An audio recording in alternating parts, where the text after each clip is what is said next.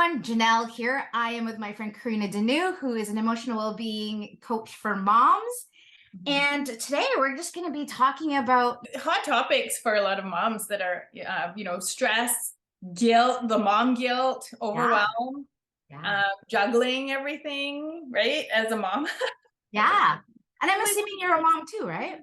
yes, I have 4 kids. Do you really? Yes, I do. Yeah. How old are they? My oldest is 22. And then I have an 18-year-old son, a 16-year-old son, and my youngest is 8. So a girl, boy, boy, girl. Awesome. And how did you become an emotional well-being coach for moms? Well, I started as a doula. So Oh, after I had my first, I became obsessed with birth. So I've been a doula and childbirth educator for 15 years, yeah. supporting hundreds of families through, the pregnancy, birth, and early parenting stages. And also through my own growth and development and dealing with my own marriage and my own stress, I took a lot of personal development courses, as Mhm. that's where I met you as well, through a Great. personal development course, right? And discovered the world of coaching and how powerful the world of coaching is, and Yes. just the breakthrough results that are available. Yeah. Parenting is stressful, right? And having your marriage work, like I've been married 24 years now, Good for and you. it's really out of the relationship coaching, and it was me who did all the coaching. Like I went for all this personal development and relationship coaching, and out of that, my transformation altered the dynamic of our relationship. And Yeah. yeah, So it so sounds like, you didn't go the traditional path of like, we'll do couples therapy and we'll fix our marriage. What I hear you're saying is like, I worked on me. And therefore that sort of yes, bled into every other area of your life and including your marriage. So yeah, powerful in parenting, powerful in my marriage, and just the ability, the confidence to juggle everything, right? So yeah. yeah, so out of that, like years of that, and then learning to be a coach myself and taking multiple different trainings, as well as emotional healing. So Yeah. that's what I love. I love, putting it all together and dealing with emotions, because I feel like emotions are just not dealt with enough. But everything is encompassed inside our emotional well-being. Yeah. And I think that we are just starting to really embrace emotions. Um, Mm. I feel like COVID was kind of the catalyst for that. What do you think? What are your thoughts about that? Yeah, that definitely brought to the surface a lot of unworkability, right? And so now people are having to deal with things that they could easily push under the rug. Ah, yeah. And I think there's been kind of like this awakening as well inside of having to no longer having the luxury of running away. Or Mm, I think that running away looks like distractions, that's right? So in the true. past, right, if your marriage wasn't working, you just went out with your buddies, you went played basketball, you went to the bar Even work, right? Work or can be work, yeah, overworking. And then COVID distraction. happened. Yes. And then we were all forced to like be in the same house and not go anywhere and then actually like have to confront, like you said, the unworkability and perhaps the level of disconnect that we have with the people we live with Yeah. and are in our families. Yeah, definitely. It's created a lot of stress, but also a lot of opportunity and different ways of looking at things, that like how I feel like, okay, a lot of people are stuck in this either or paradigm, right? So maybe there's unworkability in their marriage, and they think like the only way is to get divorced, right? So it's this Mm. push to like, okay, I'm not happy, so I have to leave, like as if there's no other option. Hmm. Is Hmm. that what you find? Yeah, I find that we all want to change and we all want to get better and we all want to be happy, but yet we're kind of stuck in this emotional addiction, if you will, Mhm. or programming, perhaps. Like, I know for me, one of my innate programmings that I'm like working on breaking through is worry. Oh And I yeah. sometimes ask myself, like, who would I be if I was not a worrywart. Like I'm the eldest of three. I'm the first generation from, immigrant parents who had Yeah. like no money. And so I feel like I've had to be a certain kind of person in Yeah. order to survive that. But like now, life is great, and there's still this old experience I'm having of myself called not enough, or called, I'm Yeah. scared or I'm worried. And it's like, well, why do I feel that way? I don't have a reason to feel that. I just feel that. And so that's why I use the word addiction, is because it's like we don't want it, and yet we keep continually um recycling, I guess, these old emotions. But I Yeah. think part of it is that, in my opinion, a Yeah. part of it is that we're afraid. And it's almost like we're comfortable feeling miserable because we know it. We're familiar with it. It's been there for so long, maybe decades. Whereas Mm. even though we do want to change, that change is on the other side of what we know, right? And it's scary. Like as humans, we want certainty. We want Yeah. safety. We want comfortable. But everything that we want, these other things, is on the other side of that. And so Yeah. I think we're trying to kind of figure out, yeah, how do I get to where I want to go without very little risk? And so I think that's why so many of us avoid rejection, avoid failure, Hmm. because of this sort of perception that if I don't get what it is that I want, that I will be a failure or rejected. And for some people, that's like worse than death, Yeah, totally. Yeah, right? like yeah, I don't want to be disappointed. Right? And so, Yeah.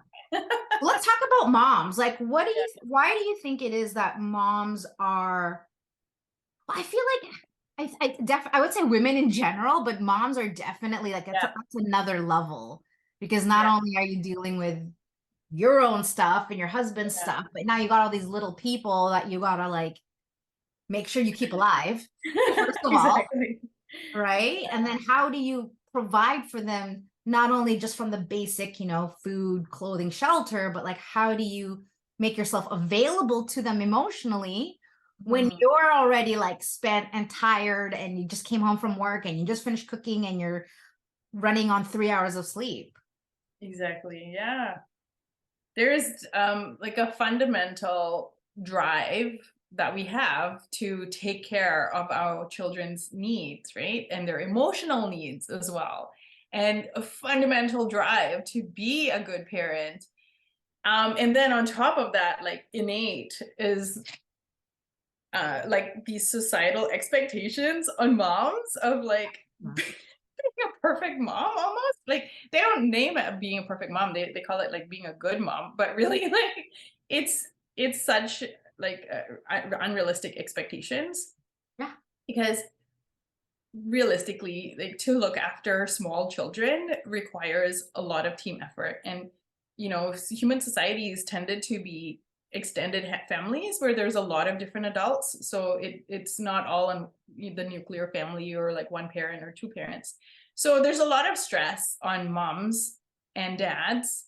But if moms are primarily looking after the kids in most families, then it's a lot of stress on moms. And we kind of want to not just take care of their physical needs, but we also want to make sure that we're not losing our temper and, taking out our anger and stress on the kids, right? So, but the problem is we actually don't have a space to take care of ourselves.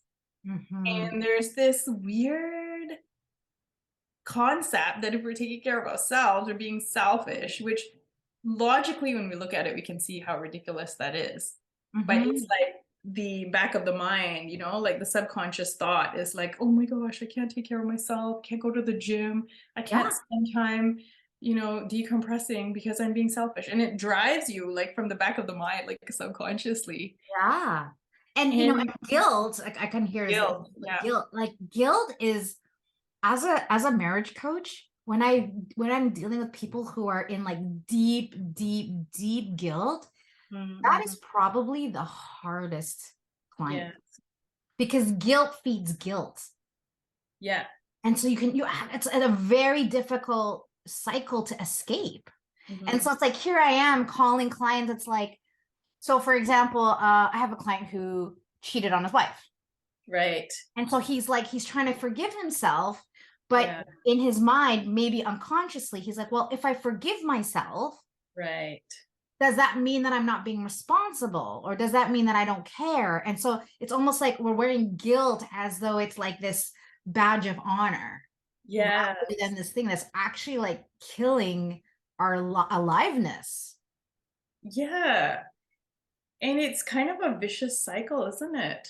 Yeah. Because And I we don't feel, even see it, right? We don't even like, and maybe we might see it, but it's like, it's almost like quicksand. It just keeps yeah, pulling at you until you have that courage to be like, no freaking more. Like, I'm so yeah, done feeling guilty. But there's just something so addictive about carrying that addiction or that guilt or those emotions like they're that's like as though it's who we are rather than just this emotion, this thing that we're experiencing, which is this chemical reaction of our brain and our body from a past memory. Like mm. right now I'm reading a lot about neuroscience and quantum physics, Oh, which is really cool. fascinating. Yeah, and it really talks about this whole like the body and the chemicals and the Yeah. neurotransmitters and how we're addicted to emotions, and it's a chemical thing. Mhm, So mhm, for me, I find adding logic to this really sort of abstract thing called emotions mhm. helps me understand myself. And also, I think compassion, giving ourselves compassion. Um, I would also add that I think why moms are so, not even moms, just women, we're so hard on ourselves is that with social media, right? And then comparing ourselves to other moms who are not like us, Mm. right? So it's like Oh, here I am as a full-time yeah. worker, and I have, like you said, 4 kids, and I'm comparing myself to this mom who doesn't work Mm, and her mhm. house is always clean, Yes. Mhm. right? And she's always in a good mood. And then we look at ourselves and we're like, oh man, I can't do that. And she's got her makeup done up and she's obviously showered and her house is clean and her kids are all well behaved on the outside. And then there's that comparison. Yeah, that's a good point. Yeah, comparing when you can't really see what else is going on in their life. Sometimes a mom is doing everything, but another mom might actually have, her family support and Yeah, XYZ. Like she has support going on in the background, but you can't see that. And you're like, oh my gosh, I'm failing because look at her. yeah, yeah. And another thing, okay, like I know for myself, right? Like before you have kids, you judge other moms. Like I judged other moms because I didn't know any better. And then, Yeah. then you have one kid and then you're like, oh, but then you're still judging other moms because you only have the one kid. Then you have like a bunch more kids and you're like, okay, no. Everything that I judged moms for before I had kids, I take back and I apologize to everyone. And Yeah. so that feeds into the guilt because you before you have kids, you have these judgments of other moms. And then when you're a mom, you find yourself doing the exact same thing and being in the exact same difficult situations. And you're like, then you start judging yourself. But Yeah. really, when you have a look at it, you need to apologize for all the judgments that you've had of other moms because they're unrealistic. They Yeah. really, really, a lot of them are unrealistic. Yeah. The mom who's got the screaming toddler in the store, and you're like, "Ugh, if I was a mom, I would be like, I would raise my child better than I wouldn't let her scream in the store." Yeah. And then Yeah. you have the two kids, and like one of them's throwing a tantrum on the floor because he couldn't get a chocolate bar in the supermarket. And everyone's staring at you, and you're just mortified. And you're that mom now, and you understand that you can't control that your child is throwing a tantrum. Yeah. Yeah, absolutely. And so let's talk about like emotional needs of moms because Mhm. here you got like I don't have children, so this is I can't relate to this, but oh, I can relate because we all have emotional needs, but so Yeah. here you are giving to all your children, your husband and your mom and your blah. How does that start to how do you know when you're not Mhm. feeding yourself? Like, what were the signs for you? Yeah. And what are the signs that your clients see for themselves when they're like, okay, something is up? And then Yeah. how do you actually help them? Like, what does that look like for you in your coaching business? Yeah. Yeah. Good question. Yeah. It's like, so moms tend to be able to go without for actually a few years. You know, they can have their child, they can be sleep deprived, they can put everything on, you know, like their job and their relationships and their baby and their, you know, growing child, um, front and center for actually quite a few years before things start to break down internally, right? And sometimes it might be the second child or the third child, or maybe it's like, oh, now you have an elderly parent that you have to look on after on top of your, you know, like Yeah, something just snaps and you're like, now you're in burnout mode, right? And you're so depleted, and then you start losing your temper on the child, and then you start to feel guilty because you don't want to be the mom who's losing your temper. yeah, um, and that guilt is a vicious cycle because you feel guilty, which makes you feel even worse, which actually adds more stress and actually causes you to lose your temper more. So it's a vicious cycle. So that's why guilt is not helpful. yeah, Um, you know, you want to actually get out of that cycle, right? And so the way to do that is to really understand, and that's why it's coaching is so helpful, because when you're in it, you're in yeah, the cycle. You yeah, can't, it's just like more stress, more anger, more guilt, which leads to more stress, more anger, more guilt. yeah, Having the coach is having the outside perspective, that's yeah, an expert perspective yeah, that can help you see clearly. Because when you're talking to your family members, you know, and you're venting to your friends and family, they don't actually have the expert perspective of the clear listening, which is where coaching is so helpful because it's providing this clear listening. You know, like so much is possible when you have clear, unjudgmental listening happening. yeah, So then you're able to see what your true needs are, your emotional needs. So there's so much cliche about like, oh yeah, you just need to have more self-care time. Oh great, another thing to do to add to my list. What am I supposed to buy some candles and like spend an hour in the bathtub with some essential oils and some music? Like mhm, that might make me feel relaxed for that hour. And then I get out and still there's screaming kids and dishes yeah, in the sink, right? Like it's yeah, not a long-term fix, yeah, right? yeah. It's like this band-aid, which, Yeah. it's great, but like you said, at the end of the day, it's still there. You haven't actually, you've just kind of distracted yourself. Yeah. I'm reading this book right now, and a lot of it, what he's talking about is distraction and Yeah. how we as people, when we've got some emotional stuff going on, we distract ourselves, whether that's drinking, smoking, porn, gambling, eating, right? But for Shopping. moms, yeah, I think for moms, a lot of times what we'll do is we get into this like the doing, right? Well, maybe if I just do more, if I do PTA, if I, I'm more involved with my kids, then I'll feel better. But again, it's just a distraction. And I think so sometimes we kind of actually need to slow things down and Mhm. just be like, okay, what's actually going on with me in order to speed things up? Because I feel like sometimes we're so uncomfortable with being in that icky space that we just want to escape it. And I can totally relate to that for sure. It's like, oh, I'll just turn on some great music and I'll get in a good mood. And sometimes it works, but there's Yeah. times where you're like, okay, I'm clearly avoiding something.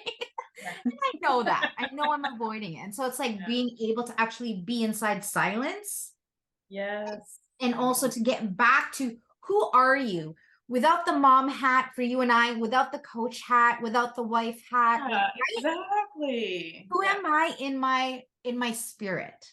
100%. Yeah, And then totally. once I know who I am in my spirit, now I can really get connected to what is it that I need that I'm not getting right now, Yeah. right? And really why do I feel the way that I feel? But if we're too busy trying to like tell ourselves everything's okay, everything's okay, everything's okay, I'm fine, and just trying to survive, Yeah. eventually that's where the burnout is created. Yeah, Yeah. I totally agree. I hit the nail on the head. Like it's about I feel like so much in society is about, get being the better parent, but fundamentally it's like connect to, like who you are as a person, as a woman, like without being a mom, right? Who are you? Like what makes you happy in the essence of your soul? Like what makes you feel fulfilled? Yeah. And right? Yeah. So it's so easy as a mom to live like life is a to-do list. Yeah. And what I get my clients to do is to create a yay me list. Mm. Tell us what's a yay me list? So we have our to-do list. Okay, yeah. And you tick it off. And sometimes a lot of the times you tick it off and then there's like a long list of things that you haven't got to. And then it's not satisfying because you're like, oh well now I'm a failure because I Yeah. didn't even do half my list. So it's another thing to feel bad about. But if you have a yay me list, then you're celebrating each Uh-huh. thing that you do and you're giving yourself that like yay me, like I did 5 dishes or Yeah, I took a on shower my hair, today. That is took a a shower, huge brushed my teeth. Yeah. brush my teeth. Eat hot food. Yeah. My Yes. sister was telling me, she's like, I didn't eat hot food for like 2 years. I was like, really? That's crazy. Right. And perhaps like what you're pointing to is like we've created this society where it's like we have to self-sacrifice completely in order to be a good person or a good Mhm. mom. Good mom, And yeah. I think that, to a point that's works, but to the other extreme, Yeah. it really doesn't work. So let's talk about like communication, because I think, having the needs and knowing that you have the need and identifying that, yeah, I need more love for my kids, or I need more love from my partner or my mom. How do Mhm. we like communicate that?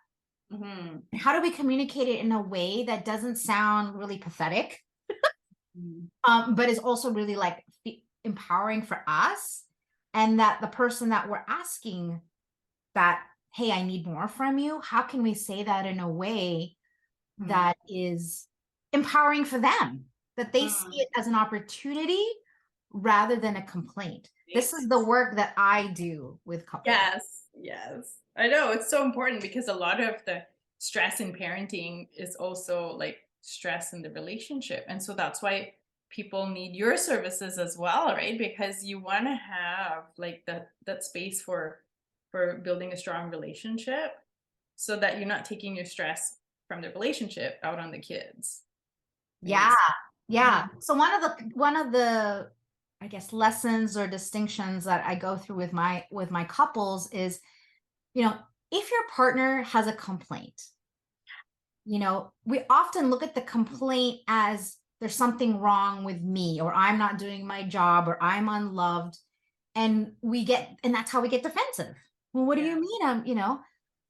Um, and two things I say to them. Number one, however your partner feels, that's their emotions. They're allowed to have it. It doesn't mean anything about you. They're just dealing with their own stuff.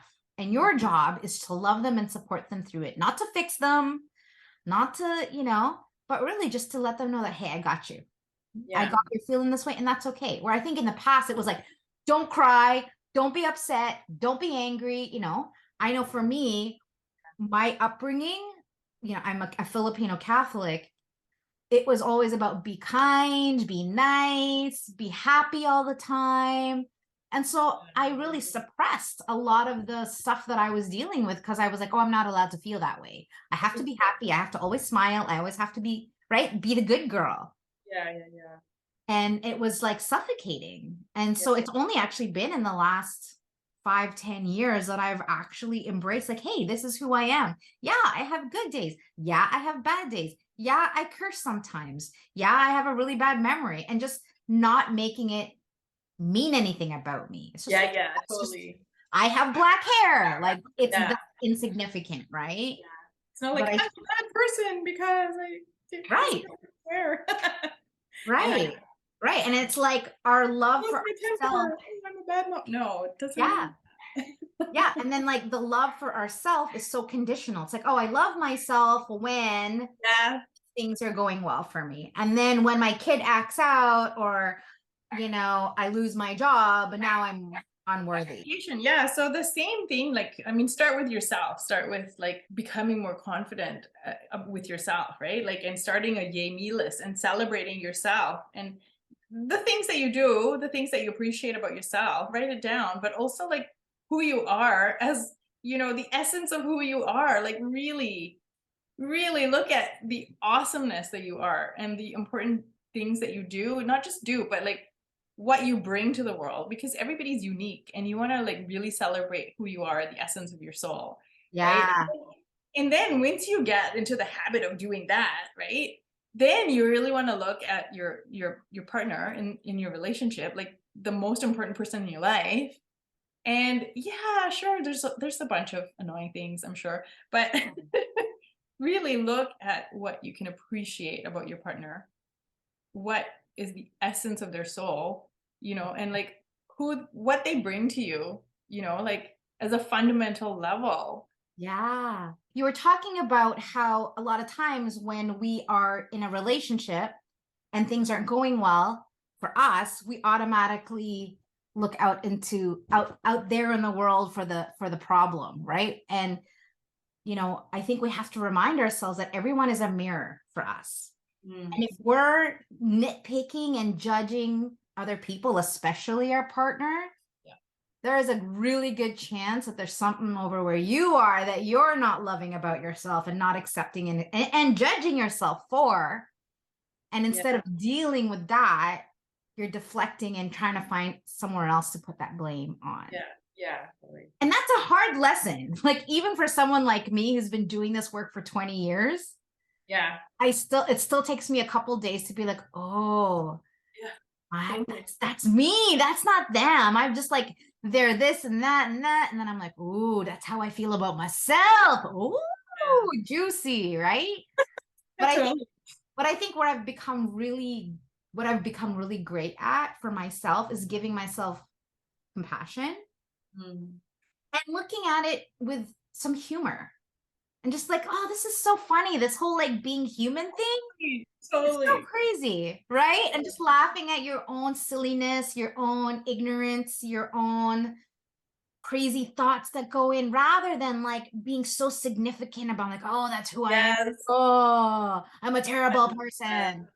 Humor is the solution to a lot of a lot Yeah. of problems. I mean, really, it's hilarious, right? Like, oh my gosh, my kid is throwing a tantrum in the store. Like, this is so funny. Yeah. Yeah. Laugh about this. Yeah. My daughter's 22, so I always like talk about, the tantrums she threw, right? In the moment, it was like super stressful for me as a mom, but now I just laugh about it with her. I'm like, you did Yeah. that. It's hilarious. Yeah, for sure. I think too, in regards to comparison, is like, where did we ever come up with the idea that we were never enough? Right? Like, Mhm. we have this like ongoing, I think even men all have this conversation that we're not enough. And then it's like, well, what Mhm. is enough? And whoever told us that we weren't enough? Yeah. And why do we insist on hanging on to this? Why are we so addicted to feeling like we're not enough? Like, why can't we just all just decide that we're enough? I'm Mhm. enough. I might not be tall. I might not be, but I'm enough. I'm perfect just the way I am, even with all these flaws. There's not a You're flawless. problem. What are you talking about? What's that? You're flawless. The only person who thinks that is my husband, to be honest, which is great. He's the Okay, person, he's the perfect person to think that. that's great. But, like, who would we be if we actually just got that we are enough? Yeah. It's almost like this identity. And we're almost like afraid to let go of that identity. Like I was saying earlier to you, like, I have this identity of being the worrier. And there was Yeah, this yeah, moment where I asked myself, who would I actually be if I was no longer a worrier? yeah. And I actually didn't know the answer to that because it's so Wow. ingrained in my identity. Yeah, yeah. So maybe that's why we hold on to this shittiness that we're like so committed to holding on to, even though we say, I don't want to be that. Yeah. Yet when given the option, well, here's a get out of jail card, free Yes. get out of jail card. A lot of us won't take it. Yeah, totally. Again, isn't that interesting? Like to me, it's fascinating that we do that to ourselves. It is, and there's a fundamental drive for human beings to grow and become better. But the negative side to that is this perpetual feeling of not good enough, right? So Yeah. So do you, in your opinion, going back to the topic about emotional well-being with moms, do you see that as the thing, or do you think that there's something else underlying, even underneath that, for moms? Just from a very like general overall blanket. for me, I mean, there's no, like, the world has very little understanding of the world of emotions, and I seek to bring some understanding because I see emotions as like information, right? Mm, So there's like what you talked about with the like you say, worry. neuroscience? That's like the emotional pattern, and everybody has some sort of emotional pattern that's the automatic. So that's distinct from the emotions that arise in moment to moment. Those are two different things in how I Yes. like teach people, right? Because like everybody, like Tony Robbins said this, like some stressful event happens, and then the people who get angry will get angry. The people who get sad will get sad. The people who blame will blame. The people who be funny will be funny. Like there's the automatic pattern, right? And then there's the emotions that arise moment to moment, like different things happen and you have different emotions. And I look at it as the emotions are giving you information. So it's like the instantaneous information that is like all encompassing. So it's like the emotions give you the information of the big picture. But when you unpack that, what is underneath it is the thoughts and the beliefs, the subconscious thoughts, the back of the mind thoughts, right? Like what's the belief that is driving that emotion? And Mm-hmm. the meaning that you're making, but you don't have access to that until you have a coach, right? So that's why Mm-hmm. coaching is so powerful, Mm-hmm. because when you deal with the conscious thoughts, like the conscious brain, like you can only change like 5%. It's the conscious part of the brain is connected to the lower part of the brain, right? The limbic brain and the emotional part of the brain, and that is connected to the rest of the body. So it's the subconscious brain that is more powerful. And when we can actually alter the program in the subconscious brain, we actually have a chance of altering the fundamental patterns that we run in life. Yeah. And it sounds easy, but again, thinking about like the typical mom who's trying to do 20 different jobs at once, the work that you're talking about requires like stillness and silence and like the not doing there or undoing of what we normally do. And so as like I'm sure there's people listening to this going, oh yeah, that makes sense, but the execution of it, the implementation of it takes time and a lot of like focus. And I think that's where a lot of us are at, is like we know where we need to get to. We just don't know how to get there because Yeah. we just keep repeating what we know. And of course, we're never going to get a new result. And so that, again, like why a coach is so instrumental in that is that they're there to disrupt that and to be like, hold on, stop. Right. Mm-hmm. Before Yeah. you go down that typical black hole that you normally go into. Exactly. Yeah. Yeah. I always think I hear people are like, oh, yes, we just got to meditate and find the stillness, which is great if you're a monk, or if you have the time, but moms don't have the time. Yeah. So that's why I find like laser focus coaching is Yeah. like, like 100 times or 1,000 times faster than meditation. Yeah. It's the power of having this third party who is the space of unjudgmental listening and expert listening. Yeah. It's actually where you can discover your patterns and alter, like, what is the fundamental need that is not being met, and that's why I'm feeling stressed. Yeah. So I'll tell you, like, from my experience, okay? Like when I was a mom of like 3 young kids, and I'm an immigrant here as well. So I didn't have any family help, right? And it was like the most stressful time. And I had so much mom guilt because I felt like I was failing in everything. I was failing. I couldn't get the dishes done. I couldn't get the laundry done. My house was a mess. One kid was hanging on to one leg crying. The other kid was hanging on to the other leg crying. The 7-year-old was like, "Oh, Mom, you never spend any time with me because you're like looking after the boys." And it's Yeah. failing in everything. And Yeah. then my husband would get home and he was working like 3 jobs, okay? So Right. he was working 7 days a week. He'd get home and he would be like, "I just don't understand why you didn't make any dinner," you know? Yeah, yeah, yeah, yeah. You never And paid I was like, attention to me. I haven't had sex in like 2 weeks. Ah. So it's like guilt upon guilt upon guilt right? upon guilt. Yes.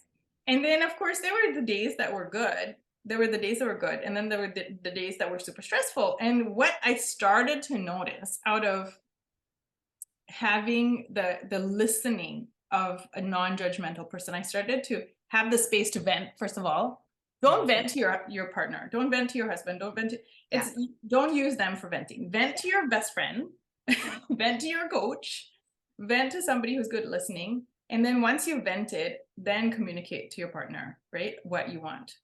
Yeah. Don't vent to your partner because they're already stressed as well. so so I had the space to notice that what was happening was um I it wasn't like, okay, so my husband would come home and be like, "I don't understand why you didn't, make the dinner." Like he didn't understand because it wasn't his experience, right? So I would receive it as a criticism of like I'm not good enough, Yeah, right? for sure. You're a terrible wife. That. Yeah. Yeah. But what I noticed, and this was where the breakthrough happened for me, was that I started to notice that I was the one who started to feel guilty because I was judging myself. And then he would come home and say XYZ, which I would receive as a criticism. When on the days that I was feeling good about myself, he would come home and have positive things to say. So I thought that he was causing me to have no self confidence. But what I noticed was that I had no self confidence, which was actually causing him to be more critical of me. And Yeah. that was the breakthrough moment because I was like, oh, Um, I am responsible for my happiness. yeah. I want to blame him. Like, I really want to blame him. But fundamentally, Responsibility is so powerful, and yet very few people actually understand what it is and the yeah, power of it. And I yeah, find, like, especially working with couples, it's so easy to point the finger, and they'll go, and of course they tell me I'm totally being responsible. I'm so responsible. I'm responsible for everything. But then when I ask them to be responsible, like, yeah, but he or yeah, she, and so it ends up being this like tit for tat. Well, I did that because you did that. Well, I did it because you did that. And then it's like it never ends. And then they just start to build that resentment.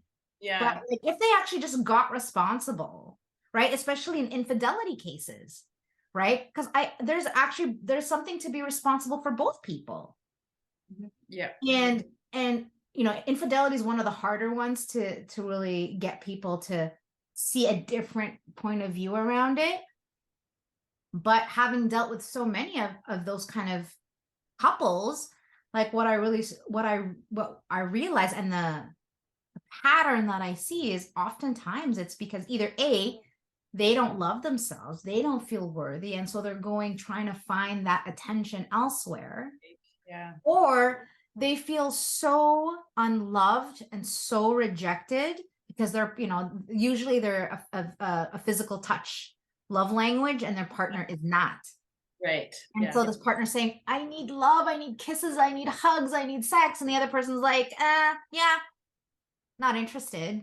yeah, And then they go and do something crazy. And then now they're feeling bad for doing the crazy thing, even though the other person was, as married people, like if we're, if I'm married to my husband and he's like, honey, I need loving, and I say no, well, where else is he going to get it? And yeah. why would I get mad if do you know what I mean? And obviously I'm being very general right now, but that's the And dynamic it's I not to blame. It's not about blame. It's Right. not about blame. Yeah. And I think that's a But good thing is that people think responsibility is blame, yeah, fault, but that's not it. no, it's not. It's very difficult to see the difference. Yeah. There is a difference, and it's a power. Ah, Yeah. especially when you have parents who never took responsibility for themselves. I mean, like taking responsibility is not an easy. It's like a It is. very, very difficult thing to do because we don't even understand it. We don't understand power and responsibility, like two sides of the same coin, right? So Yeah. it the automatic thing is to blame somebody else. So Yeah. it's automatic, It's right? So fascinating, isn't it? it is because that's where the power is. Yeah. That's where the power for transformation is, and that's why coaching is so incredible, right? Because like that's the thing, because I see like moms, they're like, well, like I'm really struggling in my marriage and I'm really frustrated, but like, my husband doesn't want to come for marriage counseling, so I have no choice. I have to leave him. But we're here to tell you that there is another way. You don't have to be miserable or leave them. Like there's other things you can do. Yeah. Relationship coaching is available, and the power of relationship coaching is that you can do it yourself, Yeah. and Yeah. it alters the entire dynamic of the relationship. It could be any relationship. Like I see people, struggling with their mother-in-law or their sister-in-law, and it's like when you alter your fundamental way of being, it alters the dynamic, the interaction with everybody else, and that's why Yeah. Well, everything. 20 years ago, when I started to do this work, was actually when I was going through my divorce. And I Mhm. had this moment as I was going through the proceedings, and I was like, what is it about me that I attract these kind of men? The ones that cheat on me, the ones that don't treat me well, the ones that my parents never approve of. Like, what is that about me? And that's how I started to go down this self-discovery, and and realizing like, oh, a lot of this stuff is actually from when I was 9, Yeah. right? And I started to unpack all that. But I think that again, if you're by yourself, it's so hard to do that when you don't have the tools and the skills to be able to navigate this new frontier called, my life isn't working, or I want to be a better person. It's like we unless there's some huge drastic change that you have, like for example, health, right? A lot of people will eat unhealthy, but then as soon as they're told, hey, if you don't stop doing what you're doing, you're going to Yeah. die of a heart attack in the next 2 years. Now there's this like, okay, I'm in action, but for the most part, until that like really big thing happens, we just keep doing what we know what we're doing because it's easier that way, Yeah. right? And I think that at the end of the day, it's really about like being Mhm. present in the moment. Because I can see like having clients that are moms, they're like, I gotta do this, I gotta do this, oh, I haven't done this, and blah, blah, blah, blah, blah. But I think if we can just be present in the moment with our children, with our husband, Yeah. we're not, if we're being present, we're not being, the chances are we're not being judgmental, and we're just actually coming from a place of love rather than fear, because fear and thoughts come from the past. Yeah, and the thing is, to be present, you actually have to take out the things that is in the way of you being present, which is you're judging yourself, and um and the fear of what other people are going to think of me, that is like all pervasive. And Yeah. so when you actually like let that go, which is where coaching comes in, like you actually let that go, and what you find is that you can actually be present. And I had that moment, like, when I did all this coaching for myself, that I had my daughter. She was 1, and she was sleeping in bed with me. She was 1, and she had turned upside down, and she had her foot on my face in the middle of the night. And I had this moment of like, oh my God, like here's this perfect being with this perfect foot on my face, and Hmm. I get to have the honor of being in her life. And I was just filled with so much overwhelming joy. And it's like something that I wasn't even present to before, because before I was only present to the stress of like managing 4 kids, right? And suddenly I was in awe of the honor that I get to have all these people in my life. Mhm. And it was like, wow, this is what life is about. Like Yeah. Well, life is what I just heard you say was just like, and you said it a little bit, you said it earlier today, but I just got it in what you just said right now was like, we are so addicted to the doing, and we are just so not well developed in the whole being, or we're actually not connected to the being of just being a great mom. And being a great mom doesn't mean you have all these things done. Being yeah, a great mom is just a way of being. It is an energy. It is the way that you express love. And it yeah. doesn't have to be because your house is clean and la la la la la la. You could just be you know, I remember I'm a super overachiever. And one of the things I really discovered about that is it's a double-edged sword, you know. Yes, I get stuff done, but as an overachiever, the op on the flip side of the coin is like this need to always be perfect, this need to always be successful. And I had to kind of go through this exercise of like, well, what if success wasn't me proving myself or me succeeding or me making lots of money? What if success was just me being happy? And Mm. and I didn't actually have to produce anything. Yes, exactly. That's it. That's like in the emotional well-being. It's like you actually choose the emotion you want to make front and center in your life and you create it. And so, Yeah. you know, Yeah. like let's say And it's like so harmony or something. You're like, okay, I'm just going to create harmony. Every day I wake up in harmony, or like, I'm going to create happiness. And like, this is my goal for the day. yeah. And I think most people, if they were listening to this, they go, but you know, this went wrong and this went wrong today and this didn't happen today, right? It's always attached to something in our environment rather than something that comes from within. And so, you know, I find a lot of people have it backwards. They go, well, when I have that thing, when I do that thing, then I will be happy. Mm, I will be peaceful. Then I will be compassionate. yeah, But it actually starts here. yeah, For me to be compassionate, then I can have and I can do and have the things that I want from exactly. the being. So I think that's part of the work is to really get to like, first of all, who am I? And second, who do I want to be in every Yeah, moment? yeah. Hmm. Right? Awesome. So tell us a little bit about what you got going on. Do you have any programs or Yeah. So I have a website, New Earth Mama Baby. And I have my, natural birth prenatal classes on that, but also I have my emotional well-being coaching for moms. okay. And I sort of think about it like, you go to the gym to maintain your physical well-being. And so we have this ongoing support and coaching for moms so that you maintain your emotional well-being, right? Yeah. And And is that you're that's taking care of everybody else, but to like have the support to take, it's like if you're running a business, you want to have the because that's what it is. It's like you're running a small business and to have the coach to take care of you so that you have the clarity to create the life that you want, the kind of woman that you want to be, the kind of parent you want to be. You're creating it from a place of power and support. yeah. Awesome. Awesome. And so it's newearthmamababy.com. Yeah. New Okay. Earth Mama, I'll put it in this, MAMA. I'll put Great. it in the show notes so people can access that. Yeah.